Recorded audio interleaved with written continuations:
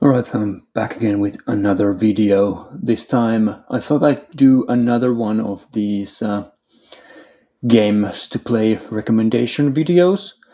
I did one for the PS4 a while back and people seem to enjoy it, so here's another one. So 10 more games off of my shelf that I think are worth playing. So just like last time, this is a list of 10 games that I think are somewhat underappreciated, maybe forgotten, maybe never really even got off the ground, and just games that I think are fun to play and you should check out. So, as I said at the start of the last video, this is not a expensive games to collect video, but a fun games to play video.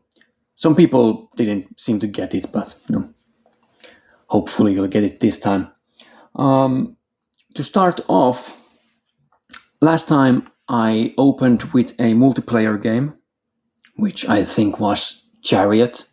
So here we have another multiplayer game. These are in alphabetical order, so it's just a coincidence anyway, but still. I thought I'd start with Crawl. This is a limited run games release. Number, 55? Doesn't want to focus, but anyway. This is quite cheap to get, actually, around 20 euros, I think. So if you want a physical copy of Crawl, it's still cheap. This is a asymmetrical multiplayer game. It's player versus player with a little bit of co-op in there as well. So it's a free-for-all game, but 3 of the players are at the same time playing against each other, but also cooperating. So, also, this is a multiplayer game, sure, but you can play it single player as well. I've played it both ways, and I think the single player is actually surprisingly good.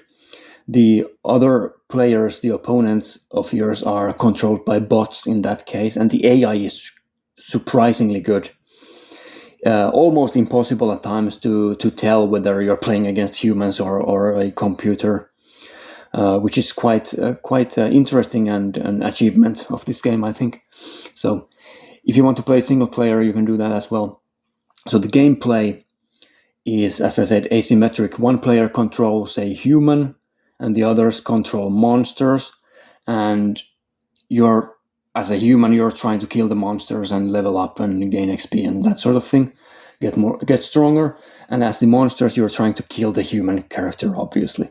And when the human gets killed, the monster who hits the finishing blow, gets the killing strike, then gets transformed into a human character, and the loop starts from the beginning that way. So it's this rotation of who controls the human and who controls the monsters.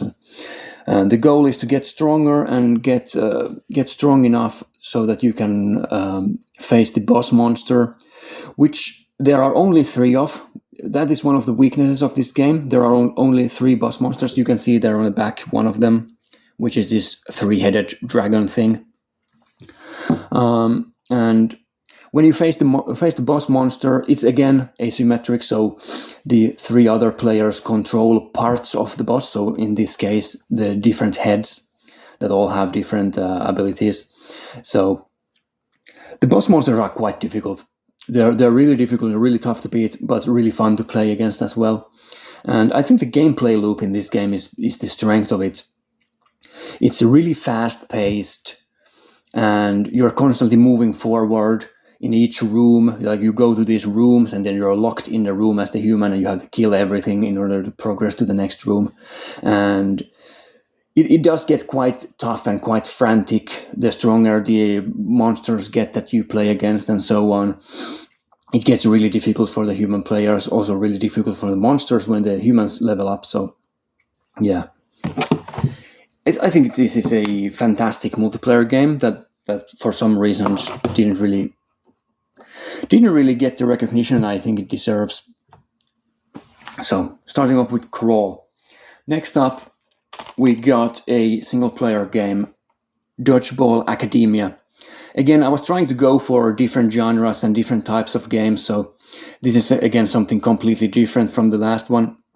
It's a single player, kind of a light RPG. It's not very deep in terms of its mechanics or the story or anything like that. It's just this fun little RPG where you're playing this little kid who goes to a Dodgeball Academy, and there's all kinds of shenanigans going on. Trouble aloose or afoot and things like this. It does have this quite nice art style. Looks like a sort of an American Saturday morning cartoon with these strong lines and quite distinct character designs. The gameplay itself is, surprise, surprise, dodgeball. So all of the battles, the fights you get into in the game are resolved in dodgeball matches. The gameplay isn't, like I said, isn't really that deep. You throw the ball, you catch the ball, and then you have a special attack. So it is quite simple, but it's simple but effective. There is enough variety there. The more you play the game, the more you are introduced to these sort of different elemental balls. So you have fireballs and lightning balls and everything like that have these different special effects to them. So there is enough of depth there to keep you interested. It's around 10 to 12 hours, not the longest game, but just a good time. The storyline in the game is what you would expect. Like you have all kinds of RPG tropes here. It's also kind of a parody of the typical RPG tropes that you have. Really well written and fun game. So there's also a lot of emphasis on exploration in the game. So there's this kind of a map like you would have in a Pokemon game or something like that, where you can explore it quite freely, and then you run into these random battles there, and you do have a bunch of different characters you can choose from to build your roster with and this sort of thing. So yeah, Dodgeball Academia, recommended for people who are into indie games. Right, next up, probably the most obscure title on this list, which is Golf Club Wasteland. This is as you would guess, a golfing game. It's a 2D platformer where all of the platformer is done by playing golf.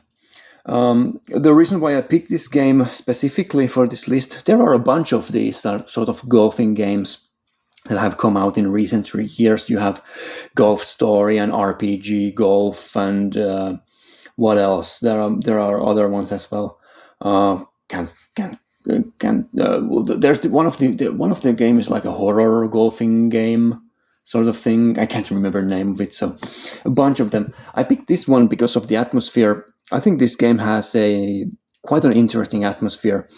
It's a post-apocalyptic sci-fi golfing game, I would say. So you have these humans who have fled Earth, coming back to Earth just to play golf. So you are golfing in these ruins of a barren Earth, and there is this radio station playing in the background that has quite there are radio hosts, two of them, who host the show, and then there are songs that play, and it has this kind of a Soviet feel or like Eastern European feel to it, which is quite interesting. So there is this Cold War kind of feel to the music and the radio station, and you're playing in this nuclear holocaust barren Earth. So yeah, just in terms of atmosphere, I think the game is quite interesting and not really like anything I've seen in games, except for the obvious ones like Stalker and stuff like that. So yeah, Golf Club Wasteland. This physical is by Red Art Games, so it's a limited game. I don't think it's that expensive yet, at least. So should be quite easy to get your hands on that. Next up, I wanted to pick a shoot 'em up game, like I did last time as well. I think last time I had what did I have on the list? Dangan Feveron, I think. Yes, Dangan Feveron. And this is another one released by Limited Run Games on physical form. This is Jamestown Plus. And why did I pick this one? Oh, also it's number 399. by Limited Run Games. I picked this one because it's a good combination of challenge, but it's and also user friendliness. So this is the type of shoot 'em up game that I would recommend both for beginners and people who are really into shoot 'em up games. It does have a lot of content for both the people who are completely new to this genre and for people who are really into it. So some of the main things about Jamestown Plus is that it has been designed both for single player and multiplayer. I've played this in both ways. I've finished this solo first, and then I played it with one friend. It does support up to 4 players, so it works quite nicely as a couch co-op game, much like Crawl. Crawl is also a couch game, not a co-op game in this case, but yeah, forgot to mention that one about Crawl. It's this one doesn't have online. It's only couch gameplay. Jamestown Plus, I think, also doesn't have online, at least on the consoles. Maybe I'm wrong about that. I could be wrong about that, but yeah, it's a cooperative shooter. One reason why I say that this works both for newcomers and veterans is that there are many different difficulty levels, and you are forced to play the different difficulty levels. So when you start the game, you start playing with the easy modes, and you are locked out of some of the levels. So you have to beat first the levels on this really, honestly, quite an easy difficulty level. And then when you get to the lock, like you cannot progress further, you have to go back to the beginning of the game and play the same levels again on a higher difficulty level. And then then you unlock one more level, and then you again go back and you play the whole game through with even more difficult, higher difficulty level. And you do this sort of loop a couple of times, maybe 2 or 3 times. You have to go to the beginning of the game and play again the same levels on a higher difficulty. And that forces you to learn how to play the game. So if you aren't very good at shoot 'em up games, you are going to be locked out of the ending of the game. But once you start getting into it and you play the same levels over and over again, I think it's quite doable even for new players. And if you can't do it solo, you can do it in co-op mode. I played the game from start to finish with a friend of mine who really doesn't play shoot 'em up games and isn't good at them. But we had a good time, didn't have much trouble getting through the whole game, because you can easily carry your friends by resurrecting them and this sort of thing. So it works really well, I think. It does get brutally difficult in some of the challenge levels. There are many challenges in the game, challenge levels, and some of them I never beat. They're really, really, really difficult. The gameplay itself is your typical vertical shooter. There's a lot of ship variety here. And one of the interesting things is that some of the ships, I think, have been clearly designed with multiplayer in mind.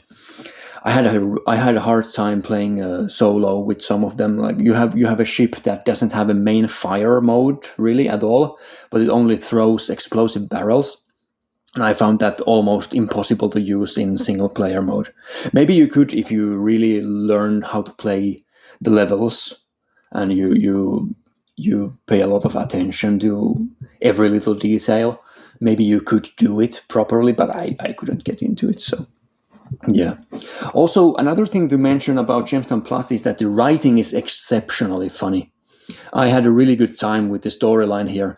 It's a weird one. It's a sci-fi game where the 1700s British Empire is expanding into space. So there you have 1700s British colonialists going into space with these spaceships and fighting against Spanish conquistadors. It's quite amusing in many ways. Also, the writing, I think, is really good. I brought a prop with me because I wanted to illustrate this. This is a copy of Robinson Crusoe by Daniel Defoe. And this book is from the 1700s. And the Jamestown Plus writing style kind of imitates this 1700s style. So this is the actual title of the book. It's not just Robinson Crusoe. It's the life and strange, surprising adventures of Robinson Crusoe, a York mariner who lived 8 and 20 years, blah, blah, blah. And the writing in Jamestown Plus kind of tries to emulate this style of writing. This very, from the point of view of a modern audience, a archaic style of writing English, this English literature style from the 1700s, where it's oddly specific and has lots of these weird kind of expressions and word choices that you wouldn't necessarily use today.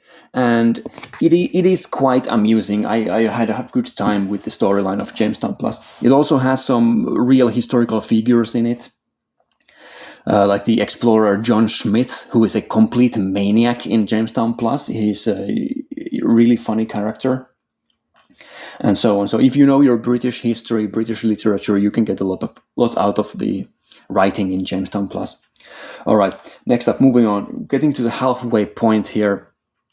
The next one is by far the most high-profile game here that I've picked. In the last video, I also had some games that are quite well known. All of these picks are not obscure, or I'm not trying to pick the most obscure and weirdest and that sort of games. So I do have a couple here that are more high-profile, and this is by far the most high-profile of them. Published by Mad Max. Published by Warner Bros. And this is Mad Max, yes. So the Mad Max licensed game on the PS4. One of those games that I think sold pretty well. Like they were in highest seller lists when it was launched and so on, but was considered a financial failure by the publisher. So we never got any more Mad Max from Warner Brothers or the studio, Avalanche Studio. And yeah, I mean, this is one of my favorite open world games of the last, let's say, 10 years. It's really good. If you know your typical Ubisoft open world games, you know your Assassin's Creeds and so on, you know what you're getting. Like you get an open world, you explore it, lots of exploration, combat, collectibles. There's a storyline that's, well, it's a Mad Max storyline, so it's quite kind of crazy at times, but yeah. But it's really good, and I think the main thing that differentiates this from other open world games on the PS4 is that this one is heavily focused on vehicle combat. So you drive around the Wasteland in these Mad Max cars, lots of different cars, lots of car customization, lots of ridiculous weaponry you can use, like heavy weaponry, lots of explosives and stuff like that. And yeah, you're just driving around the Wasteland, blowing shit to bits and having a good time. It's like I've said, like it is definitely a game that was highly reviewed, and it had a lot of people praising it at launch. But I guess it has kind of been forgotten, unfortunately. But yeah, if you haven't played Mad Max, check it out. It's really good. Next up, probably my favorite game on this list. Just no. Well, is that true? Let me have a look. Oh, it's not. Well, it's close. Like, this is a top 3 game for me on this list. Definitely. Momodora, Reverie Under the Moonlight. And I guess this is a good time to highlight this game because there is a newer game in the series that was also released. Momodora, what was it called? I can't remember the title of it. There's also a physical of it by Limited Run Games. So this is Limited Run Games number 82. And it's a Metroidvania 2D action game. And I just completely fell in. This was a blind buy for me back in the day. I bought it just based on the art style. I didn't know anything about the game. And then I put it in my PS4 and I absolutely fell in love with the game. Finished it in a couple of days. 100% completed it, platinum trophy and everything. And wow, really good Metroidvania. So this is a Metroidvania game. You you explore the map. You unlock, like, you see your typical Metroidvania. You unlock the map, and it has these square little boxes, and you go around, get more skills, and you can back travel and backtrack. Back travel. Just what does that even mean? I don't know. You can backtrack and go into new areas and lots of boss fights and everything. But I think one of the main things about Momodora is the art style. It's so good.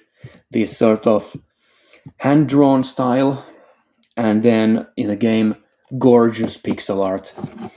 Really, really nice looking pixel art. I don't know how well you can see it from the back cover, but in terms of animation style and like the attention to detail in animations, I would compare this to something like Cave Story, the indie game for the old school indie game. There is so much personality to the animations. It looks so good.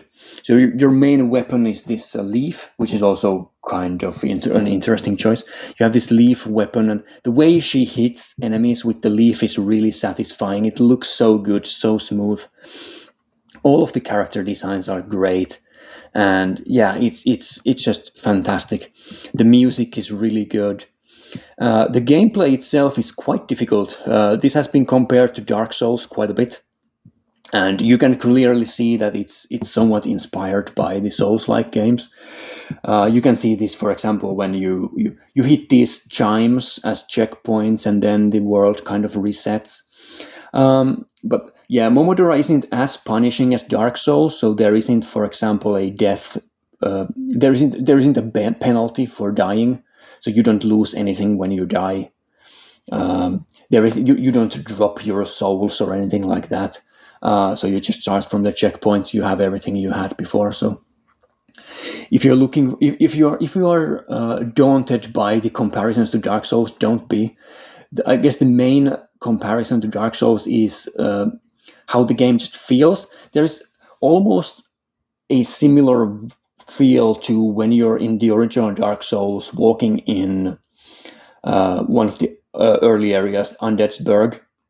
So everything around you is kind of quiet and dead and in ruins. You are in this city. There is no one around, just monsters. And even when you're walking around and there isn't any enemies around, you still feel like there is danger. You feel like you're exploring a place where you shouldn't be in. That kind of feel. I think that feel is kind of similar to Dark Souls in many ways. Also, the boss fights are quite difficult at times, which is another comparison that people often like to make. And you do get these interactions with some of these NPCs, and it's kind of, there is a little bit of story there, but not that much, and you have to kind of figure things out for yourself. So, but yeah, Momodora, a really high recommendation from me.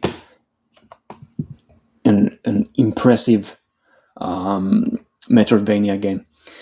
It is unfortunate that there are many games in the series that don't have a physical release. I haven't played any of the other ones. This is the only one I've played in the Momodora series, but there are many of them. I think this is the fourth one, or maybe even the fifth one. I can't remember exactly, but yeah, it's a good one.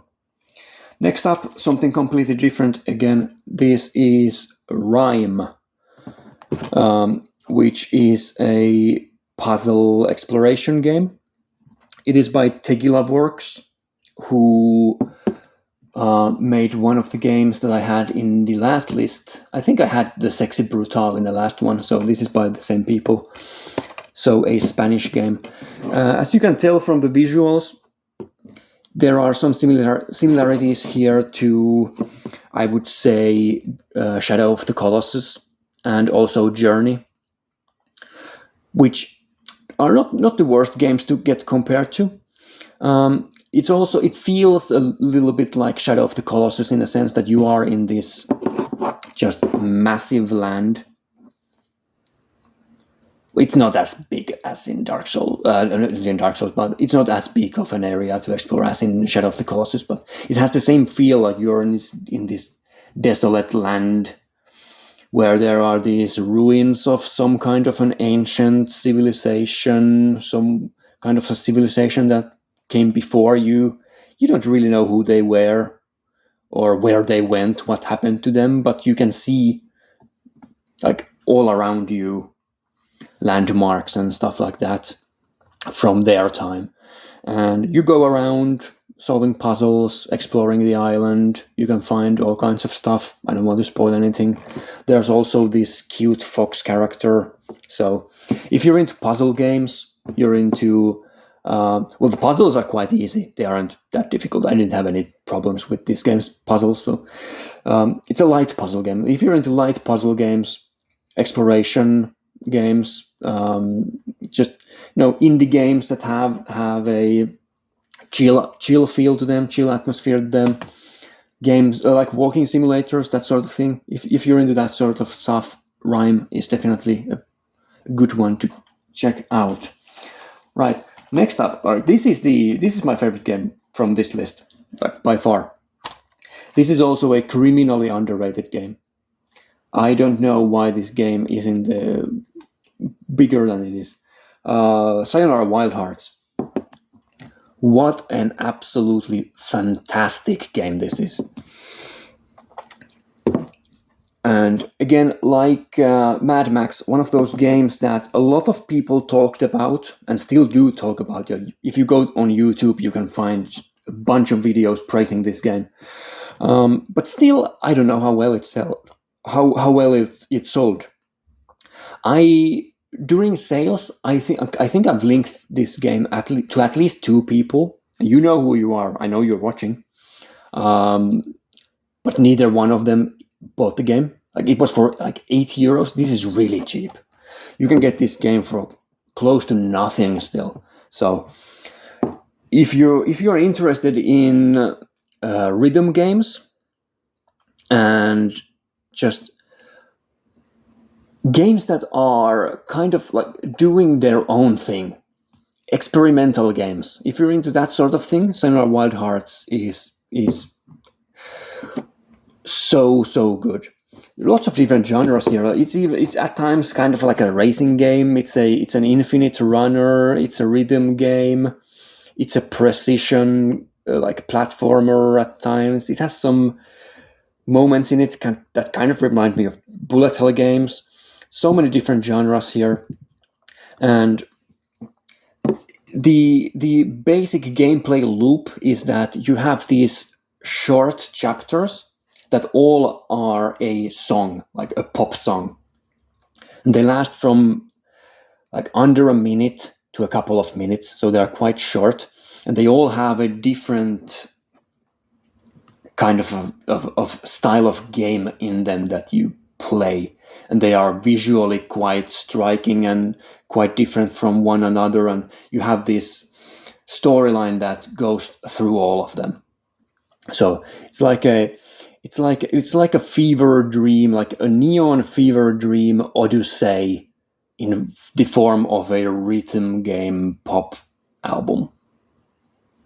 Maybe that's why it's not more mainstream popular, because it is quite a strange thing. But if you start playing it, I don't think you can really stop. I think I finished the game in one session. It's not the longest.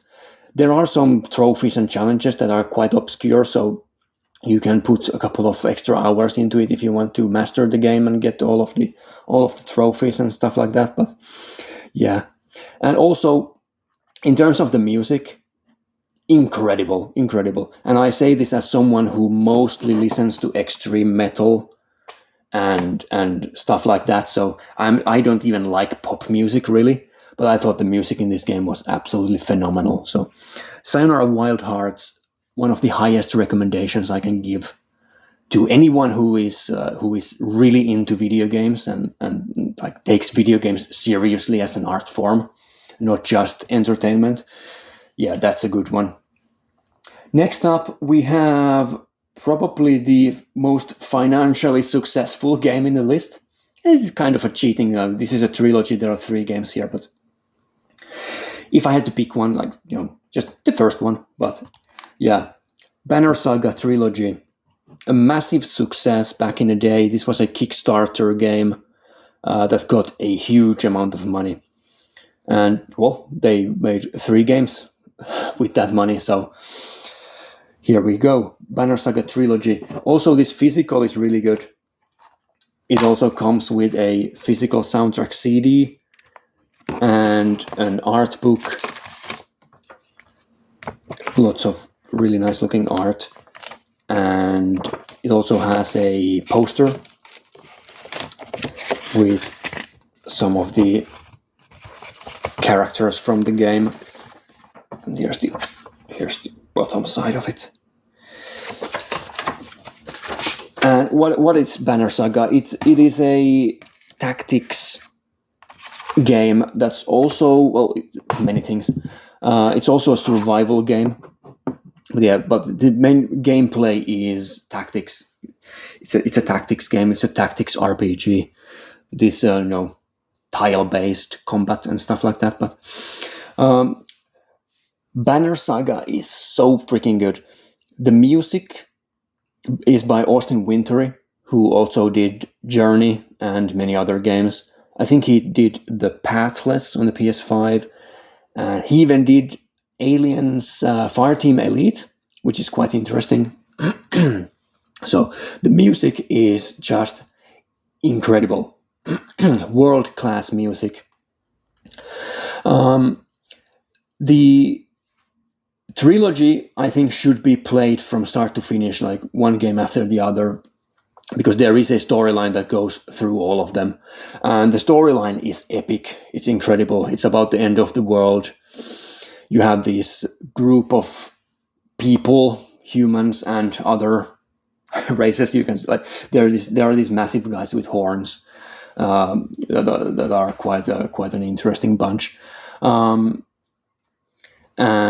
the storyline is just massive and epic. There are so many characters, and it's also a choose your own adventure game, because there are a bunch of choices you make throughout the game that really affect how it goes. And I've only played through the Trilogy once, but I should play it again, because there are so many different characters and storylines going on that you can affect with your choices. There are characters in a game that can get killed off almost at the start of the first game, and then they are just gone for the rest of the Trilogy. Your save files do carry over from one game to another as well, so your choices from the first game do affect what happens in the second and the third games. To a degree, of course, it's not insanely complicated, because that would be almost impossible in terms of game development to pull off, but it does have noticeable changes, noticeable effects to how the game goes. And yeah, you lead this group of people who are moving around. There's this survival game mechanic also. When you're moving on a map, you have to plan out how you move, and you have rations that you have to keep an eye on, so that people don't starve to death and things like this. So there is this choose your own adventure style of thing going on. There's this survival game going on, and then you have the tile-based RPG tactics combat. That is quite nice. It is not incredibly detailed and complicated, but I think it's just complicated enough to make it interesting. You have a bunch of different characters, like you saw from the poster, that you can pick from and build your roster from. All of them have different movesets and different styles of gameplay to them. You have ranged and close combat, melee, and this sort of thing. And it does come with a lot of possibilities.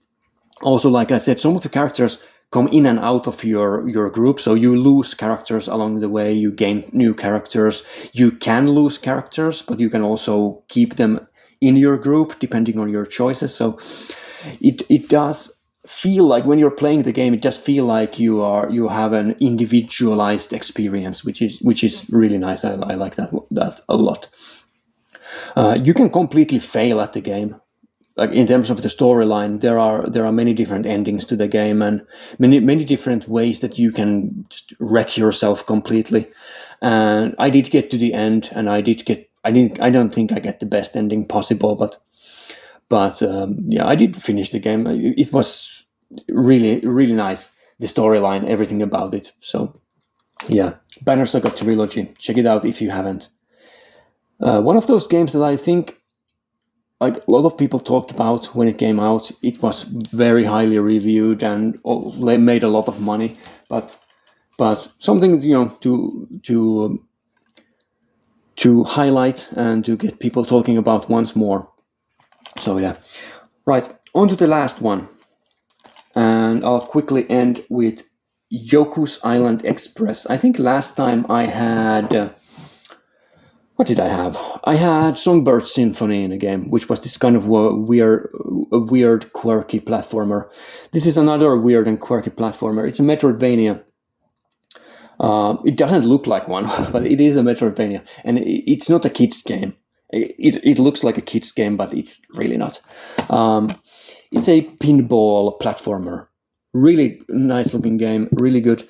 Reminds me a bit of maybe something along the lines of a Rayman game in terms of the visuals, how colorful and just fun they are. The game itself, as I said, is a Metroidvania. So you control this little bug character who rolls into a ball, and you get smacked around in these pinball levels. So you explore the island, and then you get into these sort of challenge areas that are pinball. So you hit yourself with the flippers and try to like collect all the like everything and then progress in the game. Some of the pinball machine sections are quite challenging as well. It's not easy always to get the ball to go where you want it to go, but yeah, really fun and rewarding game. I think this is exactly the type of game that I think of when I think of fun games to play on a PS4. I mean, this is by far one of the games that I had the most just pure fun playing. It's not a long one. It's like maybe 5 or 6 hours. I think it took me to platinum it, maybe a bit more. But yeah, the exploration is really fun in the game. The pinball mechanic works really nicely, and it's a fun and quirky platformer. And well, it looks like a kids game. It's really cheap. Maybe that's one of the reasons why it's really cheap. Also, I don't know how well it's sold, but yeah, Yoku's Island Express, highly recommended. So there you go.